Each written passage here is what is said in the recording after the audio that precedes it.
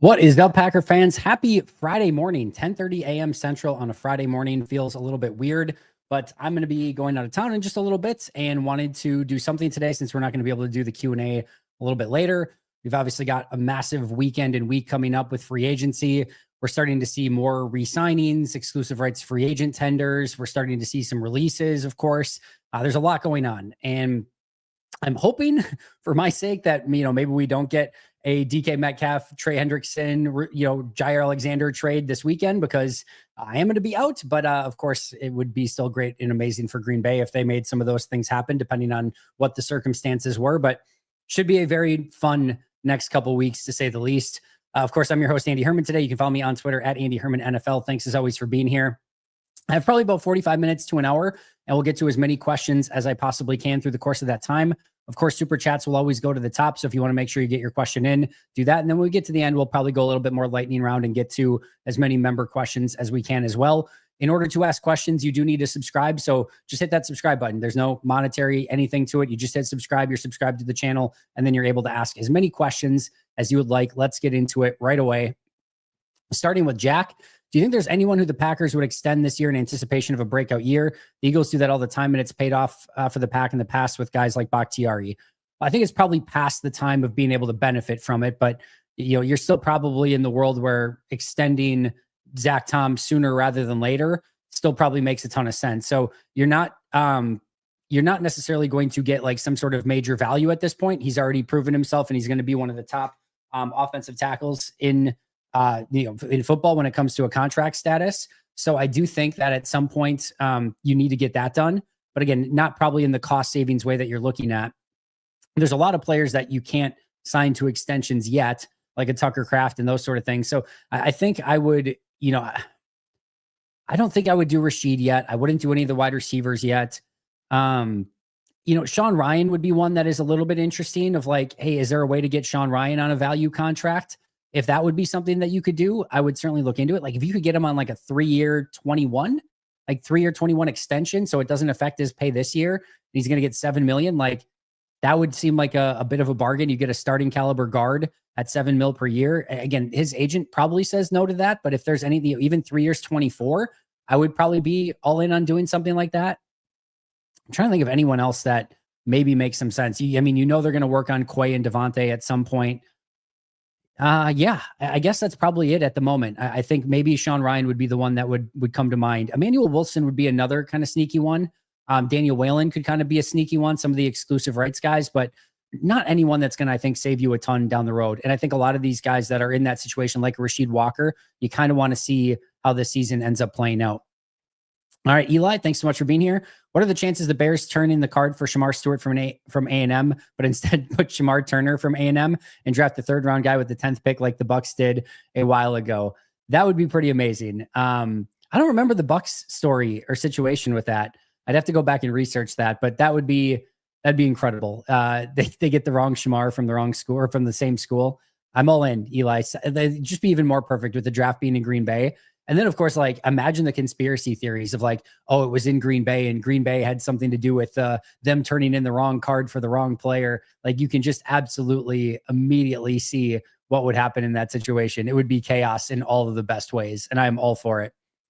I love both of the A&M boys. Eli mentioned, especially if Stewart falls to Green Bay. Andy, with all the teams trading players, shouldn't a lot happen over the weekend because it frees up space for free agency for those teams? Yeah, I would think today and this weekend we get a variety of moves, teams continuing to release players, restructure players, open up some salary cap space, and get ready for free agency. A lot of teams have done some of that already. I think the Saints have, they have to get like $56 million or something crazy under the cap still. But yeah, there will be more releases. I think maybe even some more trades.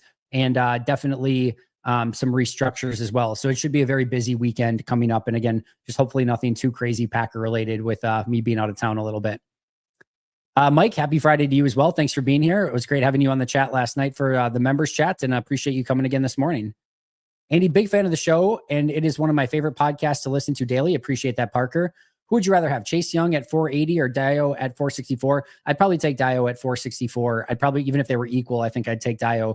I think Dayo just has the ability to be a more well-rounded overall player. I've kind of talked about this, but with Chase Young, you're basically just paying for pressures, which, by the way, isn't the worst thing in the world. You're going to give him a in this case, what, a $20 million contract, and you're going to get about 60 some pressures out of it. Not going to get a great run defender. You'd like to see him, step up and finish some of those plays a little bit more and get some more sacks, but you basically know you're paying for 60 plus pressures every single season. There's worse ways to spend money. So I wouldn't hate it if they do go out and sign Chase Young. He has the right age, right athleticism, right position.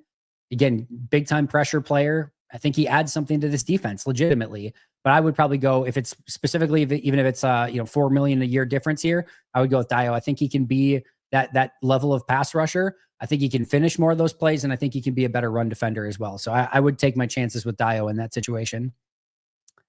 Chicken, it is crazy to me how the Kenneth Ogai, the pathway player, Kenneth Odumegwu, goes from having like 9 sacks in 2 weeks of practice to out of the league a month later, never to play again. Yeah, so a couple things. This is why, like, if anyone to say this, right? You guys know I tweet out more practice plays and more practice stuff than anybody, right? So when I'm at training camp, what my goal is to be your eyes.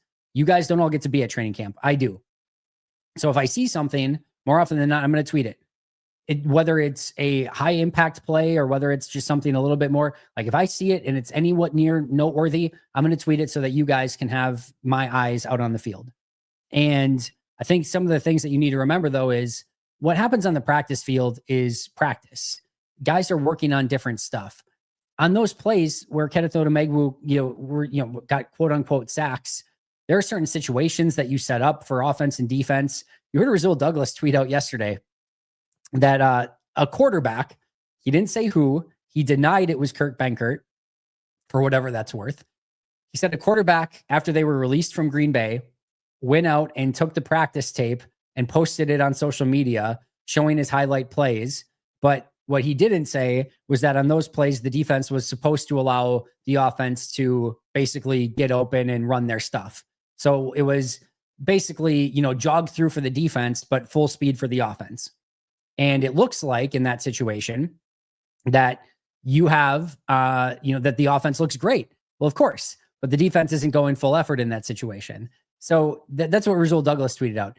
In some of those situations, like what we're seeing in practice, it might be that the offensive tackle is working on some part of their technique or footwork, and they're not necessarily trying to stop Kenneth Odumegwu. They're working on themselves personally. So it's awesome that Odumegwu got the sack or quote unquote sack, but it doesn't necessarily mean anything in the scheme of things if the offensive tackle was doing something, or if the offensive line in that situation was told to maybe go at half speed. We don't know some of those things. And the truth of the matter is Odumegwu showed progress from year 1 to year 2. That progress moving into a roster spot where he was going to be able to do anything out on the field. I mean, go watch his preseason tape. I mean, the preseason tape leaves a lot to be desired. It was a really cool story, but he was not ready to be an NFL player. And it's great that he had a few of those plays in practice, but there was never going to be a long-term outcome where he was going to probably be a 53-man roster player. The best would have been a legitimate practice squad player that you could call up in a pinch. But outside of that, it was just a really tough journey for somebody like that. I mean, imagine like how hard that is. And I get that like Jordan Mailata was able to find a way to pull it off, which is still one of the more remarkable stories in NFL history, in my opinion. But if for example, and again, I don't want to always just compare things to youth sports. Right now at 11-year-old soccer, if there was some 11-year-old that came in to that 11-year-old team that has been together for a while and has been practicing nonstop for 6 years already, it would look laughable. And I mean, absolutely laughable. Even if you're a really great athlete, even an unbelievable athlete coming in and being able to play within that structure and do everything that would be needed, it would be really, really difficult to integrate into that at this point in time at 11 years old.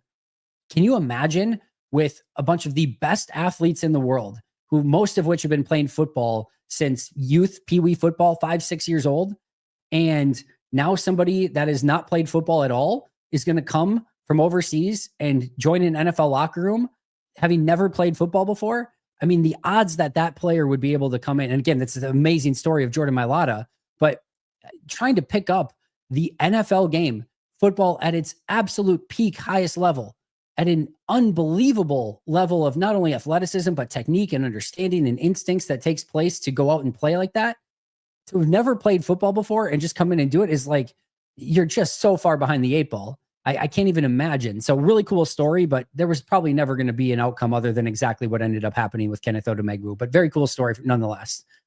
Happy Friday, Andy. Are there any players that would make sense for the Packers to shop on the trade market for draft capital this year? I did a whole episode on this, Eric, so you can go check that out of like Packers who could be traded.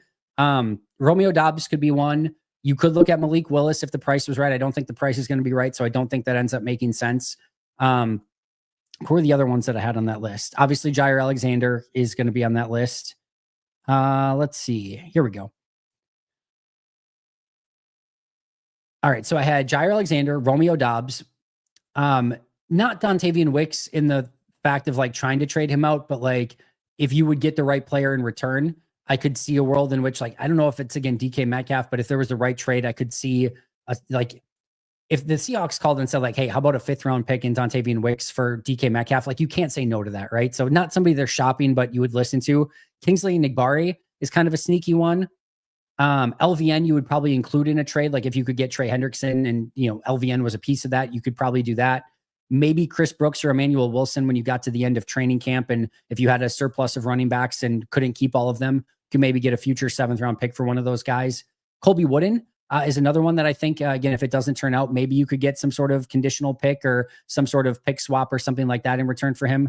Those would kind of be the ones that I think ultimately make the most sense with everything. Just checking here. We had, all right, Commanders releasing Jonathan Allen. Just trying to see if there was any other news. My phone was vibrating a ton. So Jonathan Allen released maybe for Green Bay. I don't think so, but not completely out of the possibility. Roy Robertson Harris is visiting the Cardinals.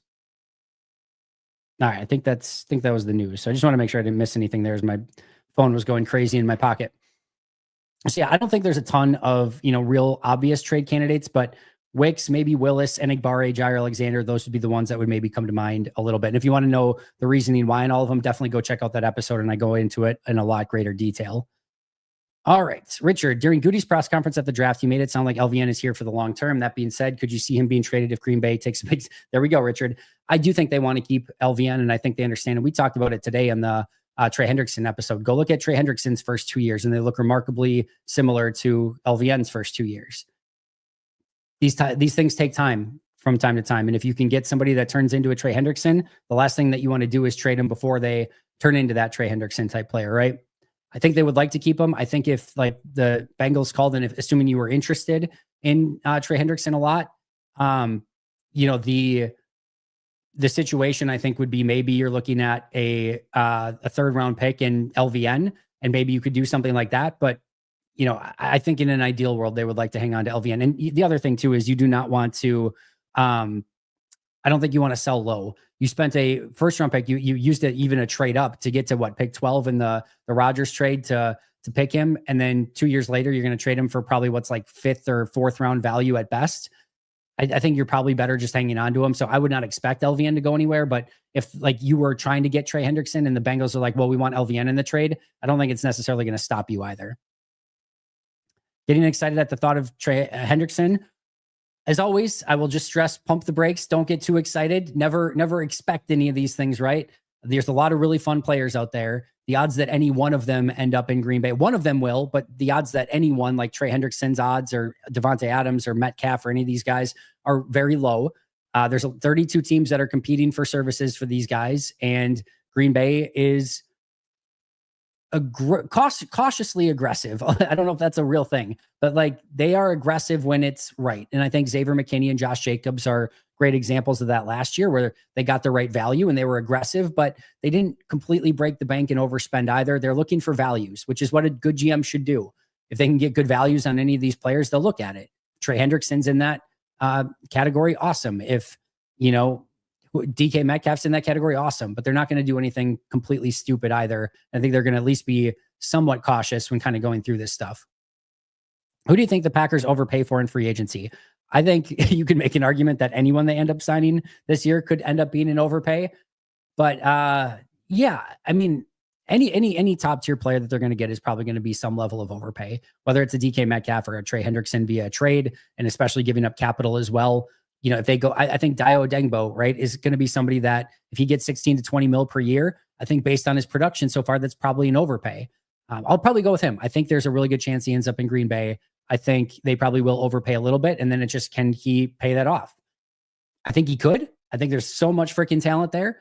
But at the same time, I think that it'll probably be a little bit of an overpay when you look at it originally. So he could be someone, Paulson Adebo, Byron Murphy Jr. I mean, I think any of those guys could, Josh Sweat, Milton Williams, they're all going to get massive contracts and probably a little bit more than they should. But those would be some players that would definitely come to mind.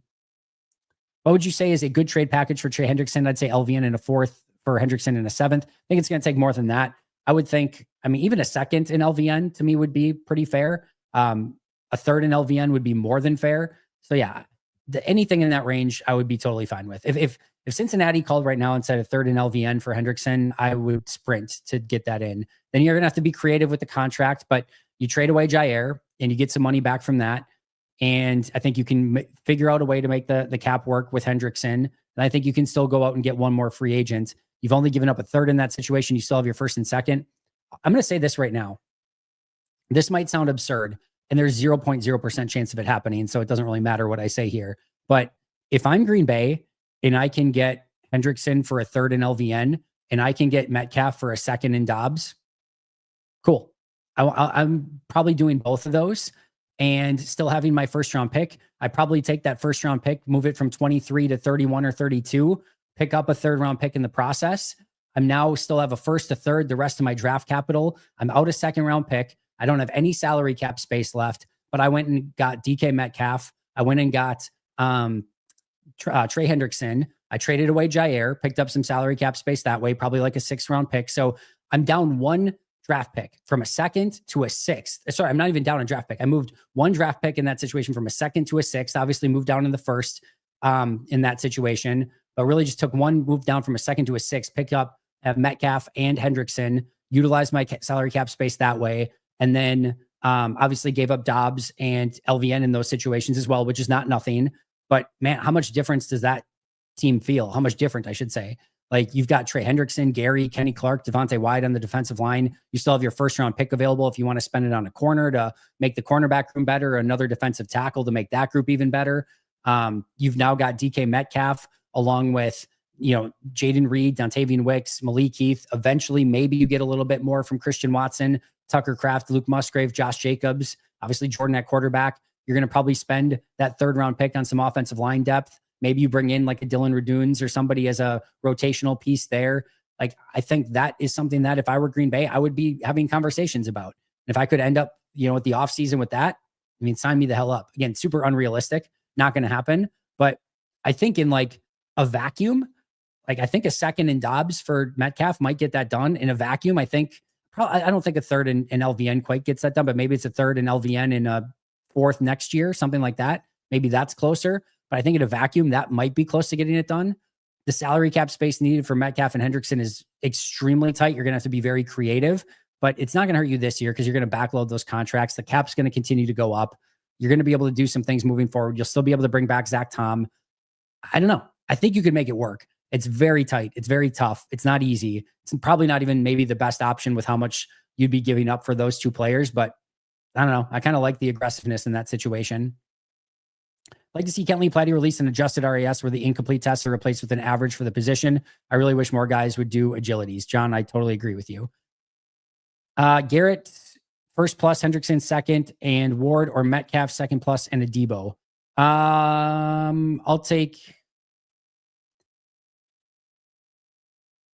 I'll take Hendrickson and Ward in that situation, I think.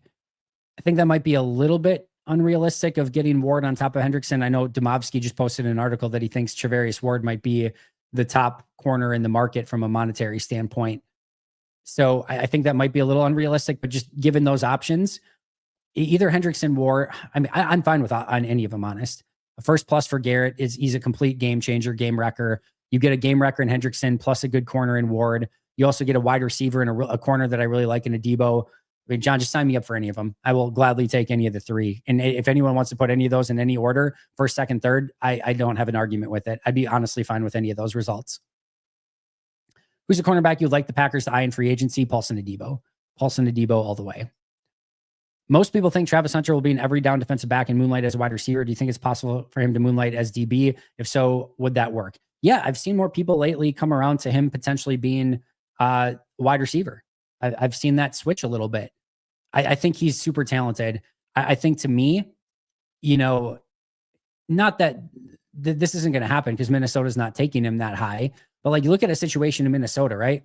If you've got Addison and Jefferson as your one and as your number ones ish or 1 and 2, like bringing Travis Hunter in for 30 snaps a game as a wide receiver, as a number 3 and some key passing downs makes all the sense in the world. He doesn't need to be that heavy lifting wide receiver, right? And on the flip side, like if you've got that aggressive playmaking defense, like just bring him in as a nickel back. You don't have to play him in base defense. You don't have to, just bring him in certain like obvious passing situations on defense. So my hope for Travis Hunter is that wherever he goes somewhere where there's a really creative coach that figures out a way to use him properly. Because I think in the right system, in the right scheme, in the right situation, I think he could be a really good wide receiver and a really good corner. And if I were a coach, I would not limit that. I don't think he can play, 120 snaps per game in the NFL or anything like that. But I think, most players can play 80. You don't need to put them on teams. So, 80 snaps with 40 on offense, 40 on defense. I think you can probably even limit that to like 30, maybe even if you get to like 25 on offense, 35 on defense, that's 60 snaps per game. And you're still getting them in on key passing downs on both sides of the ball. Like that's how I would view him. Is it a key on both sides of the ball? Is it a key passing down? Yes. Travis Hunter's in the game, whether it's at corner or wide receiver. If it's a base down, 1st and 10, whatever. Nope. But like 2nd and long on defense or, 3rd and 10s on either side of the ball. If it's a key play in the game, key passing down, offense or defense, Travis Hunter's in the game. If it's not, he's not. That's how I would handle Travis Hunter. 1 to 10 chances we go into Monday with a big trade for the Packers. Also, do you think Jaire happens sooner or later? The second piece of that is insanely difficult to figure out because Green Bay's under no deadline with this. They can take as long as they want. And their main goal here might just be to get as much value as possible for Jaire. And if that's the case, if getting the most value possible and saying we're not going to give up on this, they don't need his $6 million in salary, right? Like that's not going to make or break their free agency. It's just not, or 7 mil, whatever it is that they get the savings on this year. The majority of the savings for Jaire comes next year. So they don't need that. There's no deadline. There's no roster bonus that's due. You're kind of screwing over Jaire at some point a little bit. If free agency goes, like if you end up having to cut him and free agency's gone and the money is shriveled up a little bit, you could be theoretically screwing him over. But if Green Bay's goal is to just get something in return, if there's not the right deal that's out there now or any deal that's out there now, maybe you take him till like the end of the wave of free agency where all the corners are gone. And then you start canvassing the league again and saying, hey, is there anyone that's interested in this guy? You get crickets again. Teams are maybe waiting for the draft. You could wait till draft. You could wait till day 3 of the draft. Day 3 of the draft comes and some team says, oh, we were expecting to get a corner in free agency or in the top 100 and we didn't do either. Oh crap, there's no more free agent corners out there. Oh, Jaire's available. All right, yeah, I'll give a 6th round pick, 5th round pick, 4th round pick, whatever it is for Jaire. You could wait until then. You could wait if maybe that doesn't materialize. You could wait until cut down time. Oh, guess what? The Bills starting corner or the Chiefs starting corner or whomever, big time competitive team, they just lost their starting corner to a torn ACL in training camp. Guess what? We've got Jaire Alexander. All you need is a 4th, 5th round pick and we'll trade him to you. All right, maybe you can wait out that. I think it happens sooner. I think it probably happens in the next couple of weeks, but Green Bay's under no deadline to get that done. And if their prerogative, their goal is to get a pick out of it, they can wait this thing out as long as they want. And they can get to the end of training camp when you need to make your 53-man roster. And, if that's the final sale, right? All right, we're not going to keep them past this. We'll take whatever we can get. And you could go until then. And, if there's nothing there, you can cut them at cutdown time. Like that's how far Green Bay could take this. I don't think it'll get to that point, but if their one and only goal is to just suck as much draft compensation out of it as they can take their time. They can bide their time. And I know Goody will be patient with it. He usually is. He's not going to rush it. But I think in an ideal world, both sides would like to have this probably done in the next couple of weeks. That'd be my guess. I don't think that there's probably a trade going into Monday. I think if they get Hendrickson or Metcalf, it would happen beginning of next week. But I don't think tomorrow or Sunday. I shouldn't say that. Now that I'm going to be out of town, probably both of them happen, right? But I'll say that if anything happens, it probably happens next week with those two. You watch some Taylor Elgersma, live arm, decent athleticism, decent accuracy, but needs work on ball placement. Former hockey player, tough kid, 4,011 yards, 24 touchdowns, 10 interceptions in 11 games. The Canadian games is wide open, but he made some tight window throws at the Senior Bowl. If the Packers don't draft a quarterback, he's a good UDFA. Doubt he makes the 53, but a nice practice squad project. You said 2 out of 3. I don't see another one, John. All right. I like it. Yeah, for those who don't know, we talked about somebody brought up Taylor Elgersma last night on the members only chat, and I was trying to find film of him and I couldn't find film, but John did the Lord's work and found some. So there's your scouting report of Canadian quarterback Taylor Elgersma. What would be Rashawn Gary's value in a trade? Not enough to get Green Bay to trade him. Is that a cop-out answer? He's not going anywhere. I don't know, 3rd round pick, maybe. I think a 3rd sounds about right. I think some team would have interest. I have to look at the Rashawn Gary. 2025, he'd be on so you get 15.7 mil this year for the acquiring team, 18 mil next year, 21 mil the year after that, 22. Non-guaranteed for the team acquiring him. Yeah, 3rd to 4th, somewhere in that range would be my guess. And I'll stand by my initial statement of not enough to make Green Bay want to trade him. Packers should get Chris Godwin and Hendrickson in free agency and draft a 1st-round corner. I don't see Godwin being their type. Also, there was a report Godwin's going to be very sought after, 25 mil per year. I don't see that being the case, but I would not hate Chris Godwin. He's a really talented player. You've got the injury issue that you're going to have to check out, but I'm cool with it. Hendrickson's a stud. I would not have a problem with that. Hendrickson and Godwin is probably a little bit too aggressive. Although I just said Hendrickson and Metcalf. So what am I talking about? But it's probably a little bit tight, just like I said with Metcalf and Hendrickson. But I like your thought process, Ben. No question about it. Top tier wide receiver, big time pass rusher, 1st-round corner. I can live with all of that. I'd probably go 1st-round, maybe defensive lineman, defensive tackle in that situation. It just depends on who's there. But again, I like where your head's at. I think just like I said with Metcalf and Hendrickson, or where it's probably just too narrow of a window to try to navigate with that much salary. I think Hendrickson and Godwin's in the same place. I think if you get Hendrickson, you're probably looking towards more of like a 10 to 12 million free agent. I think a Debo probably goes a little bit more than that, but maybe you can get a pulse in a Debo. But I think you're gonna have to go a little bit more value shopping if you were to get Hendrickson. For the Packers free agents who are most likely to not be re-signed, any predictions on which teams they will sign with fit best in? Man, I don't, Richard. I wish I had a better answer for you there. I think a lot of these guys are just going to go where they can find value and where they can find some potential playing time, right? Like Eric Stokes will probably look for an opportunity to revitalize his career. I think the team that he goes to is going to be maybe a little bit more important than the money. So he gets that opportunity. I think TJ Slayton, it might have to wait until after the draft, depending on how things go, because of how many great defensive tackles are out there. Yes, I don't have a great feel for where some of these players could end up, but I do think there will be value. Josh Myers, maybe the Bears. They have that center need. If Dahlman goes somewhere else, I could see the Bears potentially pivoting to Josh Myers. Those are just some off the top of my head, but I don't have a great answer for you there. My apologies. Livity, Andy, I love the show. Do you think there's any shot we trade Kenny Clark this offseason? 0.0% chance. Don't think there's any chance of that happening. No. Good question, though, and thanks so much for the kind words. Said yesterday on Bleacher Report that I would give up a 2nd in LVN for Trey, and you said that won't happen. As recent news with what the Bengals are looking for, would you do that deal now? Landon, I don't know if you hit the members only chat yesterday. Actually, looks like you're not a member, but I know you can view it after. I opened by saying I was wrong about that. So obviously in the moment on Bleacher Report, the trade had just happened. I still think it might be closer to a 1st, but you were definitely closer to right with being the more in the 2nd and a player sort of situation than probably a 1st and a 3rd or whatever it is I said yesterday. But I think you're probably spot on. And a 2nd in LVN, I think would be smart compensation probably for both sides in a trade like that. So well done on your end. And I'll take the L on that one. What was the most obscure Packers jersey you have seen someone wear? One that said Coon with like 20 H's on it. One that was just number 1 that said God. I saw a Roel Preston jersey. I've actually seen a couple of Roel Preston jerseys. There's somebody that sat in my section when I was I still am a season ticket holder, but when I sat there more often, of Kevin Barry.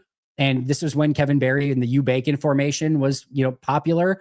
And this guy, every single time the Green Bay Packers ran "You Bacon," he would literally get up out of his chair and yell, "You Bacon!" And then you would sit back down. That was his only contribution to society, is he had a Kevin Barry jersey. And every time Kevin Barry came in the game, he would stand up and yell, "You Bacon." I think he's still there just waiting for the next "You Bacon" opportunity. But that was a real highlight of my life. And yeah, those are probably some off the top of my head. So shout out "You Bacon," shout out that guy, and shout out Kevin Barry. All right. With the potential trading of Romeo Doubs, how likely is it that the Packers will resign Christian Watson next year? I think this comes down to what Christian wants in free agency. I think it's going to make a ton of sense for both sides on like a 1-year prove it sort of deal. I think Christian is familiar with the Packers offense. Green Bay's familiar with Christian. I don't think he's going to break the bank coming off the torn ACL, MCL, and probably playing 3 games that year, whatever he ends up playing this next year. I think for both sides, Green Bay getting Watson to be a potential deep threat, even if you get a Metcalf, imagine Metcalf and Watson next to each other with Dobbs leaving. Like, I think getting Watson back on a 1-year deal makes sense. Trying to get value on that if you're Green Bay, for Watson to go out and prove to the rest of the league that somebody should give him a huge contract the following season. So I think there's a real chance that on a, I would say 1 year, $10 million. I was going to say 1 year, $8 million, but then when Tutu Atwell gets 1 year, $10 million, like, what are we doing here? So 1 year, 12 for Watson after that, like, that seems too high, but so does Tutu Atwell at 1 year, 10. So I don't freaking know. But that would seem to make some sense to me. It's like the receiver value is getting a little bit nuts. And I don't know exactly what happens in that situation, but it's going to be very, very interesting. When it comes to scouting and drafting players, how does Green Bay value character, potential character concerns? Asking because of James Pierce Jr. Mayfall matters a ton. The old Packers people, now they spend an exorbitant amount of time on that, an exorbitant amount of time checking the character, like if they fit, like feel like they can fit. And it just depends on, where they're taking a player to, right? They're less likely to do that in the first round. Brenton Cox got kicked out of 2 programs. They picked him up as a undrafted free agent. Remember Colt Lyerla, the tight end who had a bunch of off-field issues. Green Bay brought him in as a tryout player. They signed him to I think a UDFA deal. And then, nothing ever happened with him, but there was a litany of concerns there. They took a chance on him. And then because he was an undrafted guy, even Brandon McManus this last year, obviously the stuff surrounding him, they took a chance on that. So it's not to say that they won't take a chance, but it depends on the value sort of that goes along with that. If it's a UDFA or something that's not going to really, like if Brenton Cox ends up not turning out or Colt Lyell ends up not turning out, you don't lose a ton. Like if Brandon McManus doesn't turn out, they had nothing to lose at that point. They didn't have a kicker. They're more willing to take a little bit more risk on those sort of situations. Early in the draft, it's usually they like those clean character profiles when at all possible. Excited for Marshawn Lloyd next year because he looked like a legit starter before he got injured and might be able to bring some speed to the backfield. Ben, you and me both. He is a massively talented running back. There were times in camp last year that he looked like the best running back in camp. He adds a different dimension to this offense. And if he can stay healthy, he can add a legitimate different burst and just excitement to this running game that I'm very, very excited about. If you were Goody, would you trade Malik Willis for Anthony Richardson straight up? It's a phenomenal question. I love the nerdiness of this question. It is fantastic. This is right up my alley. Anthony Richardson, 2025, after the signing bonus. So he'd have a $3.8 million contract this year, a $5.3 million contract next year, and then would be a free agent. It's really interesting.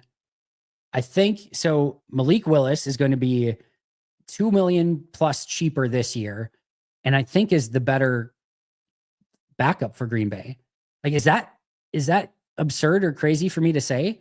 Like, if Green Bay week 1 of next year, Jordan Love was going to be out for just week 1, would you rather have Anthony Richardson starting that game or Malik Willis? If you're down 3 games next year where you need a backup, I think I'm taking Willis. If it's 5, I'm taking Willis. So I think on the just next year, right? You get your $2.7 million cheaper by going with Willis, and I think he's the better backup. It might be insane to say, but I think he is. Then you get to 2026. You have Willis is gone. Richardson's on a 1-year, $5.4 million deal, which is probably fair value for a backup quarterback like him at that point. It's not the worst thing in the world, but you could get to a situation where he just doesn't improve. And even that's like, do we really want to keep him for $5.4 million? On the flip side, massively talented quarterback. I mean, there might not be a quarterback on the planet Earth that's as, talented as this guy. That's not true. Patrick Mahomes, we get the point, but Josh Allen, etc. But he's massively talented in Matt LaFleur's system and with some mentoring and some coaching and whatever. Like, could he become a really unbelievable player? Maybe. I think you probably have to. I mean, if you just canvass the league and say, who goes for more on the trade market, I think Richardson goes for more certainly than Malik Willis does. So I think you probably say yes because of the second year on the deal and because of the immense upside. But I think it's actually a much more interesting question than maybe you would expect. And in large part because I just think Malik Willis was so good as a backup last year. I'd be interested in people thinking what people think about that one. I think you have to take Richardson, but I really like what Malik Willis is as a backup. Pray they do not do that. I don't want them paying for potential. You'd have to be more, I don't know if you're talking about Anthony Richardson or over like the Odeyingbo thing, but either way, I understand the comment.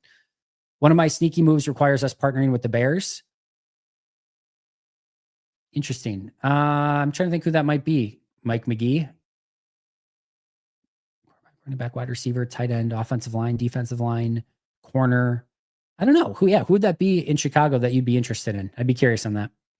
Does restructuring a contract or two come into play if we make one of those trades? I know initially there was no need, but that's still an option that would help. No, they have levers and pulleys that they can use if they want to open up more space. Yeah. So if Goody decides to wake up and have, is visited by the ghost of Ron Wolf past and gets super aggressive and, all of a sudden wakes up and he's like, we're spending it all and goes crazy. Yeah. He has plenty of things that he can do to open up more salary cap space. I don't see him going in that direction, but if need be, if all of a sudden, all of a sudden Hendrickson and Metcalf are available and they're way cheaper than he thought, or like you can get them easily and he wants to go in that direction. Yeah, he can find ways to do it. No question about it.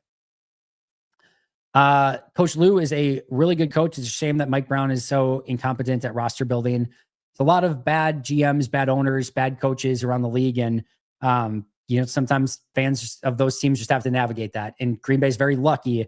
No, we may not feel it all the times, but no owner, good GM, good head coach. There's a lot to like about the structure that is in Green Bay right now. I would much rather trade Gary in a Hendrickson deal than LVN. We don't know yet what LVN can be. We know what Gary is per PFF. Gary is a descending player. Might be right, Mike, but Cincinnati has no interest in taking on Rashawn Gary's contract. They're getting off of Hendrickson because they need the salary cap space. So taking on Jaire or Rashawn Gary in a trade does them nothing. That's not what they're looking for, at least. If they were going to, continue to pay players, they just continue to pay Trey Hendrickson in that situation.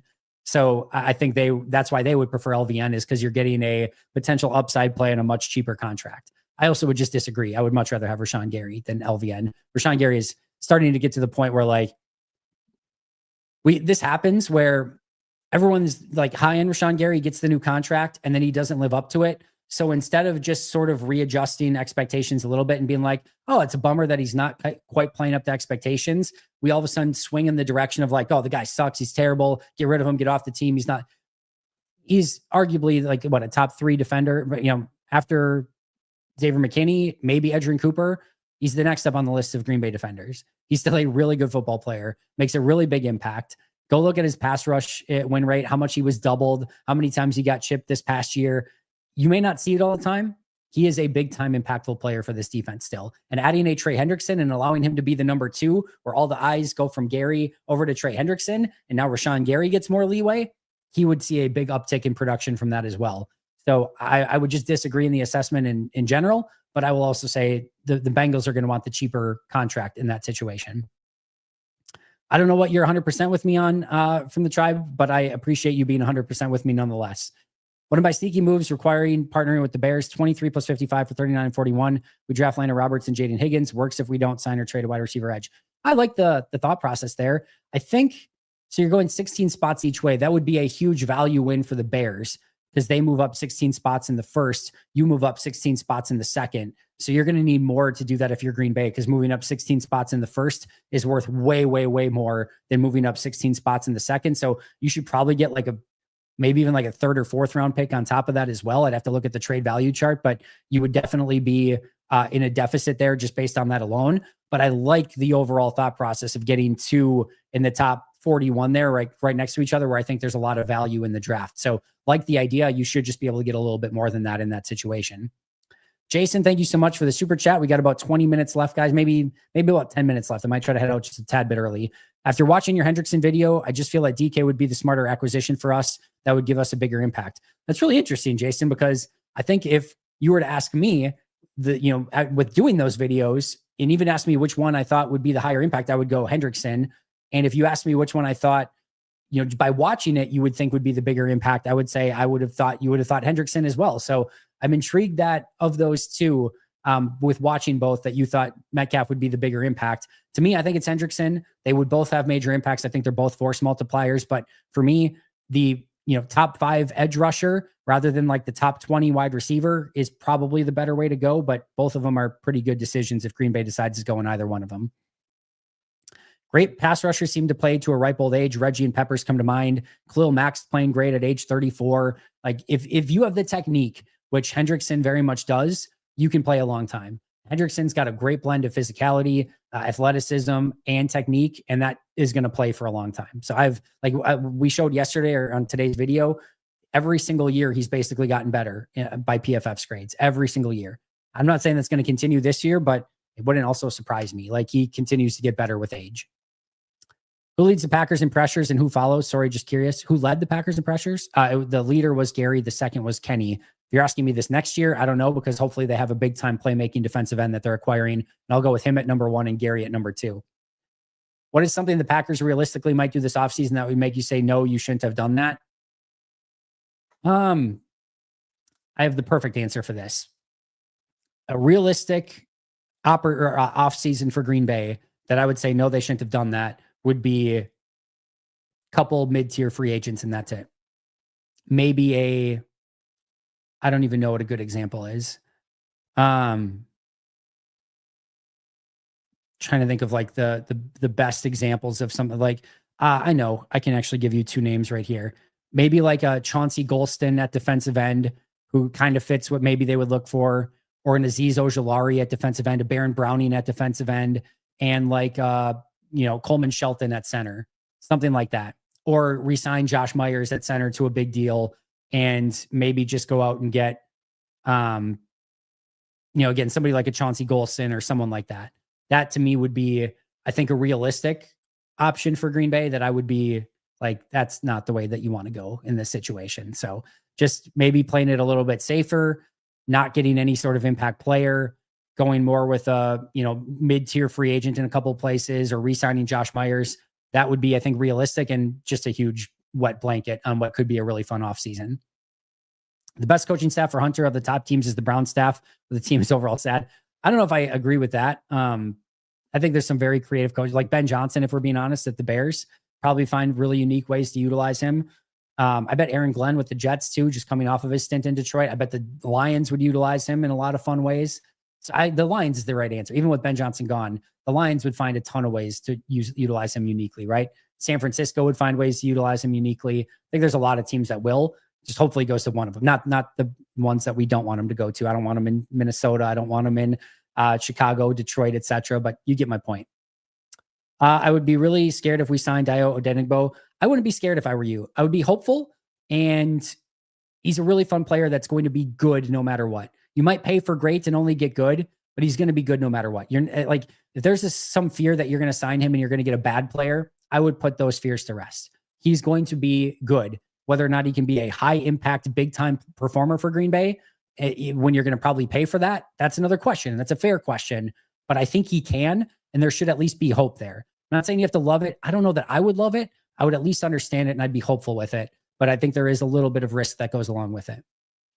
Am I the only one who thinks Dre Greenlaw is an A1 fit in free agency? No, but I think you probably should be. They don't need a linebacker. You're not taking Edgerrin Cooper off the field, and I know they're not taking Quay off the field. If Quay wasn't here, sure, Edgerrin and Greenlaw together, sure. But like Greenlaw also had that major injury just 2 years ago. He's getting older. You see linebackers start to fall off a cliff a little bit, off-ball linebackers. He's going to get a good chunk of money. just with where Green Bay's at from a linebacker standpoint, how they utilize them. Now, I'm good with Quay, Cooper, Hopper, McDuffie. Go get a couple late round picks. I don't think a big free agent signing at linebacker is what this team would need. I think you could utilize that money in a lot better way, but I could be wrong. That's the fun part of this. Would be fun to see him with Drake May, but I think Vrabel would use him mostly as a DB. Could be a fun team as well. So if Gary is worth potentially a third, and the Bengals are reportedly looking for a 2 or 3 for Trey, why not Gary and a 4th for Trey? Because again, we talked about this, I know, Mike, but they're not going to want Gary's contract. And again, if you're Green Bay, you're going to want to pair those two together. I don't think that trade actually makes sense for either side, if I'm being honest. 1 year, $8 million a prove it deal for Watson. Again, if Tutu Atwell is getting 10, you're going to have a hard time convincing Christian Watson to take 8. Chance we trade Romeo in a non-DK deal, like a draft day deal, or is the relationship perhaps salvageable? I think that one is very salvageable, but I also think there's a real chance he could get traded just because of the contracts that are going out for wide receivers. And I don't think Green Bay is going to want to do that for Romeo. So if they can recoup something now, I think they'd be open to it. So I think there's a non-zero chance that Romeo could get traded, even if it's not for DK Metcalf. How did you end up with season tickets and how long did you have them? Inherited them from my family. In fact, they've been my parents for forever. I just actually signed the paperwork this past week to transfer them into my name. And I just actually mailed it in yesterday to the Packers. So will officially be a season ticket holder. I've been going and using the ticket since I was 7 years old, obviously with my parents, or 9 years old, whatever it was, going with my parents at the time. But I will officially be the season ticket holder coming up here in the next couple months or so. But yeah, from family member to family member to family member. And yeah, I've been going since I've been a kid. 20 minutes behind, but nice to finally catch a live. Keep up the good work. Appreciate that, Ben. Got another Ben here. Christian Watson has all the traits and the talent to become a number 1 receiver, but he just can't stay on the field. Do you think it would be worth it to sign him to a long-term deal? I wouldn't. I would not sign him to a long-term deal. It's unfortunate, but he hasn't been able to stay healthy. And it's not like even when he's been healthy where he's been like super consistent, you see it in flashes, right? Just how talented this guy is. But no, I would probably do the 1 year prove it. And I think that makes sense for both sides in 2026. Yeah. That would be a flex by the Packers if they trade for Richardson, develop him, and trade him for a top 100 pick. And I am talking about overpaying for Dayo. Gotcha. Want to pay for players for what they have done in the league, not for potential. I think usually that's what gets you into trouble more often than not, Jay. It depends. Like obviously, like Xavier McKinney, what everyone wants is like Xavier McKinney, right? Somebody that has already proven it, but they're also young and they could even get better. Like that's what you're looking for. But if you have a choice between a 34-year-old Khalil Mack and a 25-year-old Dayo Odeyingbo, and they're the same price, that's where you get into that conversation. And you say, well, Mack is here. Odeyingbo is here. There we go. And Mack is trending down. Odeyingbo is trending up. Where does that meet? And maybe over the next 2 years, Mack just stays ahead of him. And maybe you're primarily looking for the next 2 years and Mack makes more sense. Or maybe already this year, Mack starts to see a major decline and Odeyingbo starts to see a major increase like Zadarius Smith did when Green Bay signed him that year. It's not as easy as just, well, they did this, so they're going to do it again. That's not a guarantee.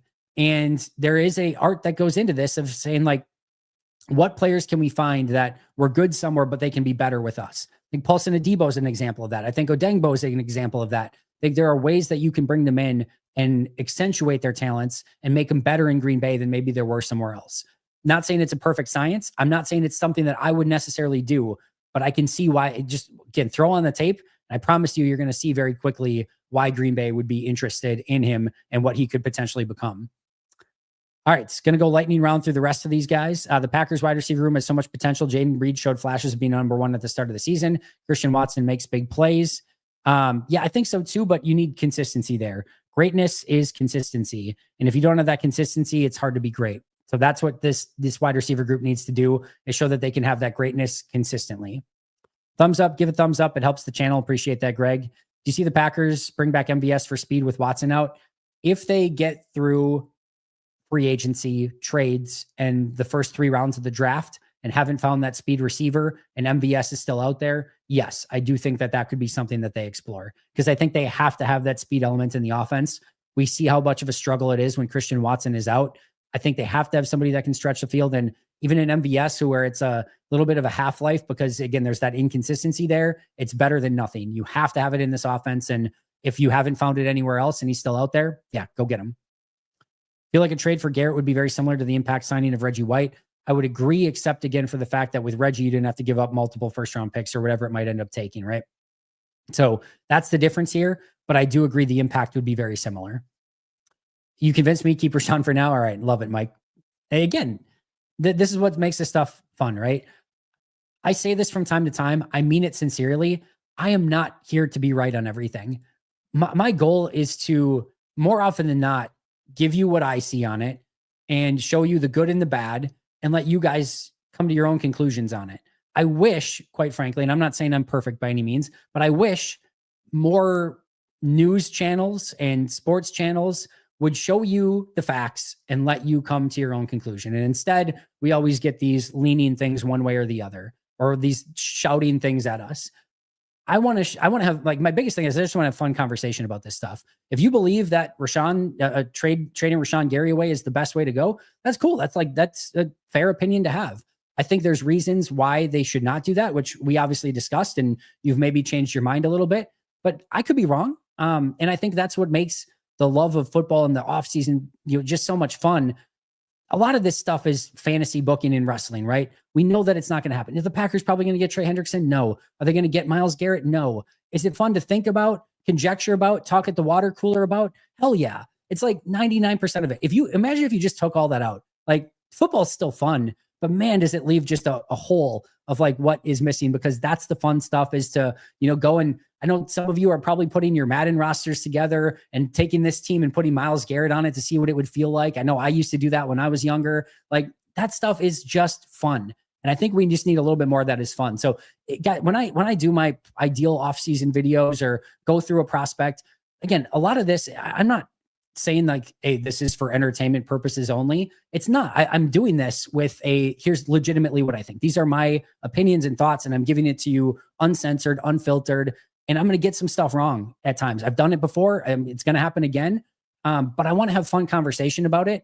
And there's going to be stuff, again, that you guys are right on. There's going to be stuff that I'm right on. There's going to be stuff that we're both wrong on. That's just part of it. If I were to get upset, like, every time that I made a conjecture on something and I got it wrong, man, it would be a miserable life for me, because it's just an impossibility to get everything right, especially when we're talking about trade values and things like that.